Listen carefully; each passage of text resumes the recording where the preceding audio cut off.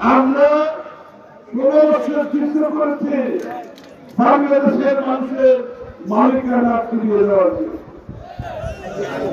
এবং আজকে এই মালিকানা ফিরিয়ে দেওয়ার যখন সময় এসেছে তখন আমরা দেখতে পাচ্ছি কিছু কিছু শক্তি বাংলাদেশের মালিকানায় বিশ্বাস করে না।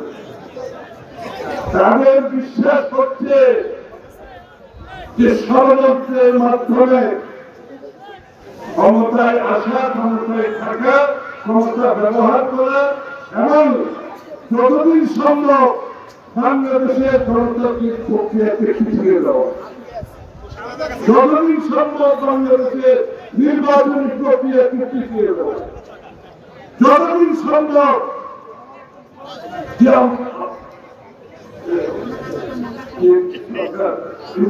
সরকার যতদিন তারা পারে এই ইন্টারভিউ সরকারের কাছ থেকে সুযোগ সুবিধা নিয়ে তাদের স্বার্থ আদায় করে।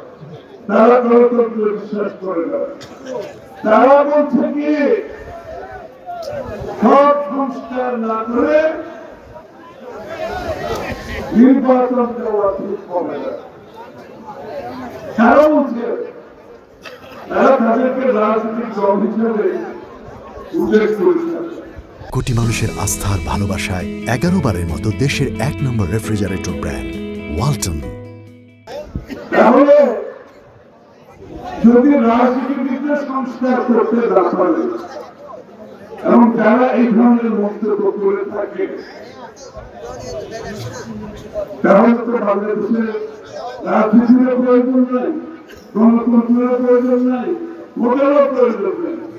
যারা নিজেদের উপর আস্থা নাই তারা সংস্কার করে বাংলাদেশকে পরিবর্তন করতে পারে। আমার মাঝে মাঝে শুনে যে বিচার শেখ হাসিনার বিচার শেষ না হওয়া পর্যন্ত বাংলাদেশে কোন নির্বাচন হবে না। তাদেরকে আমি প্রশ্ন করতে চাই, বাংলাদেশের বিচার বিভাগের কাছ থেকে আগের মতো শেখ হাসিনা বিভাগে বিচার বিভাগকে পরিচালিত করতে নির্দেশিত হুকুমের মাধ্যমে তারা কি বাংলাদেশের বিচার বিভাগ এখনো চলতে থাকছে?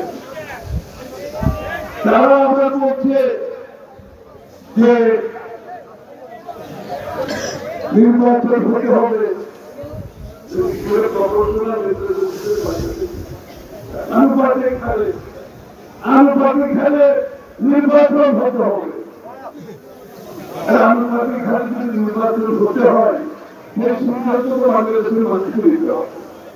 সেই সিদ্ধান্ত তো বাংলাদেশের মানুষ আগামী নির্বাচনে কোন দলের যদি সেটা তাদের ইচ্ছা থাকে সেই ইচ্ছা নিয়ে তারা জনগণের কাছে যেতে হবে। ভোটের মাধ্যমে ম্যান্ডেট দিয়ে সংসদে পাস করতে হবে। আবার